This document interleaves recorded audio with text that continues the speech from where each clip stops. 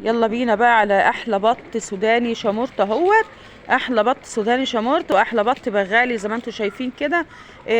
يلا يا جماعه، اللي عايز بقى ياخد ويشيل او ياخد او يحجز. لان الاسعار في زياده، الاسعار علشان شهر رجب، كل سنه وانتم طيبين، وثلاث شهور اللي جايين دولت علينا الاسعار فيها واضحه ان هي هتزيد في الحاجات كلها بصراحه يعني. فانا حبيت ان انا نعرفكم بس. تمام. انا عندي البط اهوت، اللي عايز ياخد اهلا وسهلا بيه، حي ماشي مفيش مشكله، ويشيل عنده، انا ما عنديش مشكله. البط البغالي برضه اهوت ما شاء الله جميع الاوزان، بط 4 كيلو 5 كيلو. تمام. في البط البغالي ما شاء الله عليه زي ما انتم شايفينه كده.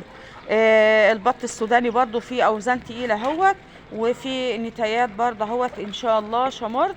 كل الحاجه دي شمرت ما شاء الله عليها يا جماعه. اللي عايز بقى يرن عليا او ياكد معايا الحجز النهارده، توزيع نص الحاجات دي ان شاء الله قبل الدفعه الثانيه ما تنزل، بس هتنزل باسعار الله اعلم بيها اللي انا هنزلها الاسبوع الجاي ان شاء الله.